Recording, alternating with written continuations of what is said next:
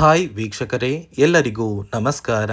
ನೋಡಿ ಸ್ನೇಹಿತರೆ, ಗೃಹಲಕ್ಷ್ಮಿ ಯೋಜನೆಯ ಪ್ರತಿಯೊಂದು ಫಲಾನುಭವಿಗಳಿಗೆ ಹಣಕಾಸು ಇಲಾಖೆಯಿಂದ 3 ತಿಂಗಳ 6,000 ಹಣನ ಕೊನೆಗೂ ಫಲಾನುಭವಿಗಳ ಬ್ಯಾಂಕ್ ಖಾತೆಗೆ ಸರ್ಕಾರ ಜಮಾ ಮಾಡಿದೆ.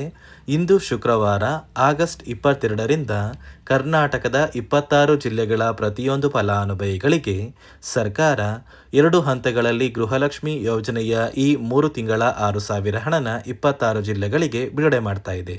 ಅದೇ ರೀತಿ ಈ ಬಾರಿ ಸಾಕಷ್ಟು ಫಲಾನುಭವಿಗಳಿಗೆ ಈ ಒಂದು ಹಣನ ಕ್ಯಾನ್ಸಲ್ ಕೂಡ ಮಾಡಿದ್ದು, ಬನ್ನಿ ಸ್ನೇಹಿತರೆ, ಸರ್ಕಾರದಿಂದ ಬಂದಿರುವಂತಹ ಆ ಒಂದು ಮಾಹಿತಿ ಏನು ಅಂತ ನಾನು ನಿಮಗೆ ತಿಳಿಸ್ಕೊಡ್ತಾ ಇದ್ದೀನಿ. ಅದಕ್ಕಿಂತ ಮೊದಲು ನೀವೇನಾದ್ರೂ ಇನ್ನೂ ಕೂಡ ನನ್ನ ಚಾನಲ್ನ ಸಬ್ಸ್ಕ್ರೈಬ್ ಆಗಿಲ್ಲ ಅಂದರೆ ದಯವಿಟ್ಟು ಪ್ರತಿಯೊಬ್ಬರು ಚಾನಲ್ನ ಸಬ್ಸ್ಕ್ರೈಬ್ ಮಾಡ್ಕೊಳ್ಳಿ, ಹಾಗೆ ವಿಡಿಯೋಗೆ ಒಂದು ಲೈಕ್ನ ಕೊಡಿ. ಹೌದು ಸ್ನೇಹಿತರೆ, ಗೃಹಲಕ್ಷ್ಮಿ ಯೋಜನೆಯ ಪ್ರತಿಯೊಂದು ಫಲಾನುಭವಿಗಳಿಗೆ ಸರ್ಕಾರದಿಂದ ಕೊನೆಗೂ ಭರ್ಜರಿ ಗುಡ್ಡಿಸ್ನ ಕೊಟ್ಟಿದ್ದಾರೆ.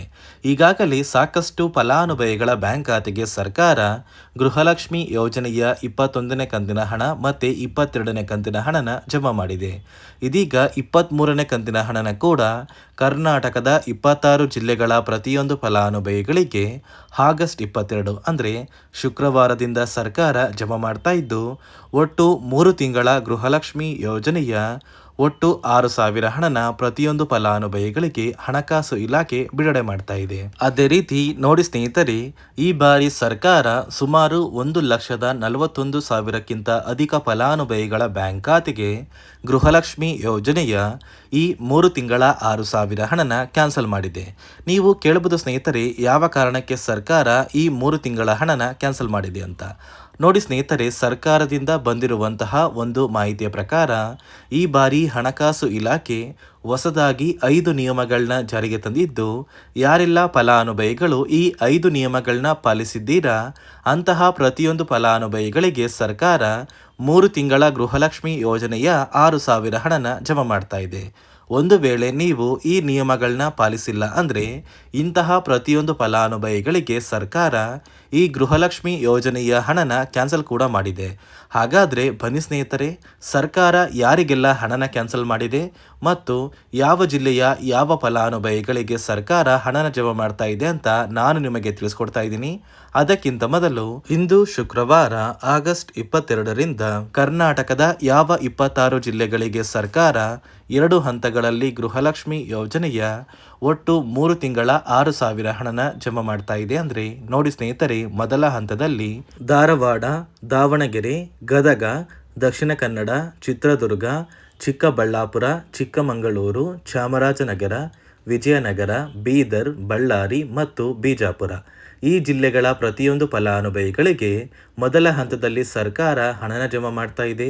ಅದೇ ರೀತಿ ಎರಡನೆಯ ಹಂತದಲ್ಲಿ ಬೆಳಗಾವಿ, ಬೆಂಗಳೂರು ನಗರ, ಬೆಂಗಳೂರು ಗ್ರಾಮಾಂತರ, ಬಾಗಲಕೋಟೆ, ಹಾಸನ, ಹಾವೇರಿ, ಕೊಡಗು, ಕೋಲಾರ, ಕೊಪ್ಪಳ, ಮಂಡ್ಯ, ಮೈಸೂರು, ರಾಯಚೂರು, ರಾಮನಗರ, ಶಿವಮೊಗ್ಗ, ತುಮಕೂರು, ಉಡುಪಿ, ಉತ್ತರ ಕನ್ನಡ ಮತ್ತು ಯಾದಗಿರಿ ಈ ಜಿಲ್ಲೆಗಳ ಪ್ರತಿಯೊಂದು ಫಲಾನುಭವಿಗಳಿಗೆ ಎರಡನೆಯ ಹಂತದಲ್ಲಿ ಸರ್ಕಾರ 3 ತಿಂಗಳ ಗೃಹಲಕ್ಷ್ಮಿ ಯೋಜನೆಯ ಒಟ್ಟು 6,000 ಹಣನ ಜಮಾ ಮಾಡ್ತಾ ಇದ್ದು, ನೋಡಿ ಸ್ನೇಹಿತರೆ, ಇಲ್ಲಿಯವರೆಗೂ ಗೃಹಲಕ್ಷ್ಮಿ ಯೋಜನೆಯ ಒಟ್ಟು 20 ಕಂತಿನ ಹಣನ ಯಾರೆಲ್ಲ ಪಡ್ಕೊಂಡಿದ್ದೀರಾ ಇಂತಹ ಪ್ರತಿಯೊಂದು ಫಲಾನುಭವಿಗಳಿಗೆ ನೇರವಾಗಿ 3 ತಿಂಗಳ ಒಟ್ಟು 6,000 ಹಣನ ಸರ್ಕಾರ ಜಮಾ ಮಾಡ್ತಾ ಇದೆ.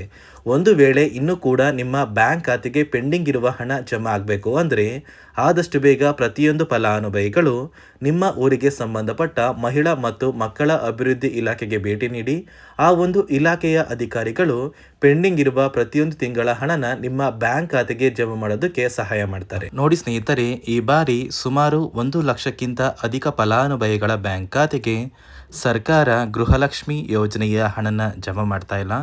ಕಾರಣ ಏನು ಅಂದರೆ, ನಿಮ್ಮ ಬ್ಯಾಂಕ್ ಖಾತೆಗೆ ಡೆಬಿಟ್ ಮೂಲಕ ಹಣ ಜಮಾ ಮಾಡುವಂತಹ ಸಂದರ್ಭದಲ್ಲಿ ಸರ್ಕಾರ ಸಾಕಷ್ಟು ಫಲಾನುಭವಿಗಳ ಒಂದು ಬ್ಯಾಂಕ್ ಖಾತೆಗೆ ಹಣ ಜಮಾ ಮಾಡೋದನ್ನು ಕ್ಯಾನ್ಸಲ್ ಮಾಡಿದೆ. ಯಾಕಂದರೆ ಇತ್ತೀಚೆಗೆ ಹಣಕಾಸು ಇಲಾಖೆ ಜಾರಿಗೆ ತಂದಿರುವ 5 ನಿಯಮಗಳ ಆಧಾರದ ಮೇಲೆ ಪ್ರತಿಯೊಂದು ಫಲಾನುಭವಿಗಳಿಗೆ ಸರ್ಕಾರ ಈ ಒಂದು ಹಣನ ಜಮಾ ಮಾಡ್ತಾ ಇದ್ದು, ಯಾರೆಲ್ಲ ಫಲಾನುಭವಿಗಳು ಈ ನಿಯಮಗಳನ್ನ ಪಾಲಿಸಿಲ್ಲ ನಿಮ್ಮ ಬ್ಯಾಂಕ್ ಖಾತೆಗೂ ಕೂಡ ಹಣ ಜಮಾ ಆಗೋದಿಲ್ಲ. ಹಾಗಾದರೆ ಬನ್ನಿ ಸ್ನೇಹಿತರೆ, ಸರ್ಕಾರ ಜಾರಿಗೆ ತಂದಿರುವ ಆ 5 ಹೊಸ ನಿಯಮಗಳು ಏನು ಅಂತ ನಾನು ನಿಮಗೆ ತಿಳಿಸ್ಕೊಡ್ತಾ ಇದ್ದೀನಿ.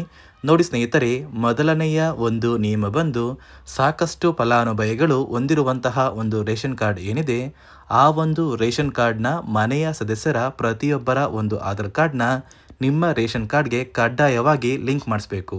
ಅಂದರೆ ಈ ಒಂದು ಲಿಂಕ್ ಮಾಡಿಸುವಂತಹ ಒಂದು ಪ್ರೊಸೀಜರ್ಗೆ ಸರ್ಕಾರ KYC ಅಂತ ಕರೀತಾರೆ. ನಿಮ್ಮ ರೇಷನ್ ಕಾರ್ಡ್ಗೆ ಇನ್ನೂ ಸಹ KYC ಆಗಿಲ್ಲ ಅಂದರೆ ನಿಮ್ಮ ಬ್ಯಾಂಕ್ ಖಾತೆಗೆ ಸರ್ಕಾರ ಮುಂದಿನ ದಿನಗಳಲ್ಲಿ ಗೃಹಲಕ್ಷ್ಮಿ ಯೋಜನೆಯ ಹಣನ ಕ್ಯಾನ್ಸಲ್ ಮಾಡುತ್ತೆ. ಅದೇ ರೀತಿ ಎರಡನೆಯ ಒಂದು ನಿಯಮ ಬಂದು ಸಾಕಷ್ಟು ಫಲಾನುಭವಿಗಳು ಕಳೆದ 3 ತಿಂಗಳಿಂದ ಸರ್ಕಾರದಿಂದ ಬರ್ತಾ ಇರುವಂತಹ ಒಂದು ರೇಷನ್ ಏನಿದೆ, ಅಂದರೆ ಉಚಿತ ಅಕ್ಕಿ ಏನಿದೆ, ಈ ಒಂದು ರೇಷನ್ನ ಪಡ್ಕೋತಾ ಇಲ್ಲ. ಒಂದು ವೇಳೆ ಕಳೆದ 3 ತಿಂಗಳಿಂದ ನೀವು ರೇಷನ್ನ ಪಡ್ಕೊಂಡಿಲ್ಲ ಅಂದರೆ ಸರ್ಕಾರ ನಿಮ್ಮ ಬಳಿ ಇರುವಂತಹ ಒಂದು ರೇಷನ್ ಕಾರ್ಡ್ನ ಕ್ಯಾನ್ಸಲ್ ಮಾಡುತ್ತೆ. ನಿಮ್ಮ ರೇಷನ್ ಕಾರ್ಡ್ನ ಸರ್ಕಾರ ಕ್ಯಾನ್ಸಲ್ ಮಾಡಿದರೆ ನಿಮ್ಮ ಬ್ಯಾಂಕ್ ಖಾತೆಗೆ ಗೃಹಲಕ್ಷ್ಮಿ ಯೋಜನೆಯ ಹಣ ಇರ್ಬೋದು ಮತ್ತು ಸರ್ಕಾರದಿಂದ ಬರುವಂತಹ ಒಂದು ಸೌಲಭ್ಯಗಳನ್ನ ನೀವು ಕಳ್ಕೋಬೇಕಾಗುತ್ತೆ. ಅದೇ ರೀತಿ ಮೂರನೆಯ ಒಂದು ನಿಯಮ ಬಂದು ನೋಡಿ ಸ್ನೇಹಿತರೆ, ನಿಮ್ಮ ಬಳಿ ಇರುವಂತಹ ಒಂದು ಆಧಾರ್ ಕಾರ್ಡ್ ಏನಿದೆ, ಆ ಒಂದು ಆಧಾರ್ ಕಾರ್ಡ್ನ ಕಳೆದ 15 ವರ್ಷಗಳಲ್ಲಿ ನೀವು ಯಾವುದೇ ರೀತಿಯ ಒಂದು ತಿದ್ದುಪಡಿನ ಮಾಡಿಸಿಲ್ಲ ಅಂದರೆ ನಿಮ್ಮ ಬ್ಯಾಂಕ್ ಖಾತೆಗೆ ಸರ್ಕಾರ ಗೃಹಲಕ್ಷ್ಮಿ ಯೋಜನೆಯ ಹಣನ ಕ್ಯಾನ್ಸಲ್ ಮಾಡುತ್ತೆ. ಯಾಕಂದರೆ ಸರ್ಕಾರದಿಂದ ಬಂದಿರುವಂತಹ ಒಂದು ಆದೇಶದ ಪ್ರಕಾರ ಪ್ರತಿಯೊಂದು ಫಲಾನುಭವಿಗಳು ಕಳೆದ 15 ವರ್ಷಗಳಲ್ಲಿ ಯಾವುದೇ ರೀತಿಯ ಒಂದು ತಿದ್ದುಪಡಿನ ನಿಮ್ಮ ಆಧಾರ್ ಕಾರ್ಡ್ಗೆ ನೀವು ಮಾಡಿಸಿಲ್ಲ ಅಂದರೆ ಕಡ್ಡಾಯವಾಗಿ ಆದಷ್ಟು ಬೇಗ ನಿಮ್ಮ ಆಧಾರ್ ಕಾರ್ಡ್ಗೆ ತಿದ್ದುಪಡಿನ ಮಾಡಿಸಿ. ಅದೇ ರೀತಿ ನಾಲ್ಕನೆಯ ಒಂದು ನಿಯಮ ಬಂದು ನಿಮ್ಮ ಕುಟುಂಬದ ಒಂದು ವಾರ್ಷಿಕ ಆದಾಯ 7 ಲಕ್ಷಕ್ಕಿಂತ ಕಡಿಮೆ ಇರಬೇಕು. ಒಂದು ವೇಳೆ ನಿಮ್ಮ ಕುಟುಂಬದ ವಾರ್ಷಿಕ ಆದಾಯ 7 ಲಕ್ಷಕ್ಕಿಂತ ಜಾಸ್ತಿ ಇದ್ದರೆ ನಿಮ್ಮ ಬ್ಯಾಂಕ್ ಖಾತೆಗೆ ಸರ್ಕಾರ ಗೃಹಲಕ್ಷ್ಮಿ ಯೋಜನೆಯ ಹಣನ ಕ್ಯಾನ್ಸಲ್ ಮಾಡುತ್ತೆ. ಅದೇ ರೀತಿ ಐದನೆಯ ಒಂದು ನಿಯಮ ಬಂದು ನಿಮ್ಮ ಕುಟುಂಬದ ಸದಸ್ಯರು ಅಥವಾ ಗೃಹಲಕ್ಷ್ಮಿ ಯೋಜನೆಯ ಫಲಾನುಭವಿಗಳು ಯಾರು ಕೂಡ ಸರ್ಕಾರಿ ನೌಕರರಾಗಿ ಕಾರ್ಯನಿರ್ವಹಿಸ್ತಾ ಇರಬಾರ್ದು. ಒಂದು ವೇಳೆ ನಿಮ್ಮ ಕುಟುಂಬದಲ್ಲಿ ಯಾರೇ ಆಗಿದ್ರೂ ಸರ್ಕಾರಿ ನೌಕರರಾಗಿ ಕಾರ್ಯನಿರ್ವಹಿಸ್ತಾ ಇದ್ದರೆ ನಿಮ್ಮ ಬ್ಯಾಂಕ್ ಖಾತೆಗೆ ಗೃಹಲಕ್ಷ್ಮಿ ಯೋಜನೆಯ ಹಣ ಕ್ಯಾನ್ಸಲ್ ಆಗುತ್ತೆ. ಈ 5 ನಿಯಮಗಳ ಆಧಾರದ ಮೇಲೆ ಪ್ರತಿಯೊಂದು ಫಲಾನುಭವಿಗಳಿಗೆ ಸರ್ಕಾರ ಹಣ ಜಮಾ ಮಾಡ್ತಾ ಇದೆ. ಒಂದು ವೇಳೆ ನೀವು ಈ 5 ನಿಯಮಗಳನ್ನ ಪಾಲಿಸಿಲ್ಲ ಅಂದರೆ ನೀವು ಕೂಡ ಗೃಹಲಕ್ಷ್ಮಿ ಯೋಜನೆಯ ಹಣದಿಂದ ವಂಚಿತರಾಗಬೇಕಾಗುತ್ತೆ. ನೋಡಿ ಸ್ನೇಹಿತರೆ, ಇಂದು ಶುಕ್ರವಾರ ಆಗಸ್ಟ್ 22ರಿಂದ ಕರ್ನಾಟಕದ 26 ಜಿಲ್ಲೆಗಳ ಪ್ರತಿಯೊಂದು ಫಲಾನುಭವಿಗಳಿಗೆ ಸರ್ಕಾರ 2 ಹಂತಗಳಲ್ಲಿ ಗೃಹಲಕ್ಷ್ಮಿ ಯೋಜನೆಯ 3 ತಿಂಗಳ 6,000 ಹಣನ ಜಮಾ ಮಾಡ್ತಾ ಇದೆ. ಆದಷ್ಟು ಬೇಗ ಪ್ರತಿಯೊಬ್ಬರಿಗೂ ಕೂಡ ನಿಮ್ಮ ಬ್ಯಾಂಕ್ ಖಾತೆಗೆ ಈ ಒಂದು ಹಣ ಜಮಾ ಆಗುತ್ತೆ ಅಂತ ಹೇಳ್ತಾ ಇದಿಷ್ಟು ಸರ್ಕಾರದಿಂದ ಬಂದಿರುವಂತಹ ಒಂದು ಮಾಹಿತಿಯಾಗಿದೆ. ನಾನು ಕೊಟ್ಟಿರುವಂತಹ ಮಾಹಿತಿ ನಿಮಗೆ ಇಷ್ಟ ಆಗಿದ್ದಲ್ಲಿ ದಯವಿಟ್ಟು ಪ್ರತಿಯೊಬ್ಬರು ನನ್ನ ಚಾನಲ್ನ ಸಬ್ಸ್ಕ್ರೈಬ್ ಮಾಡ್ಕೊಳ್ಳಿ. ಹಾಗೆ ವಿಡಿಯೋಗೆ ಒಂದು ಲೈಕ್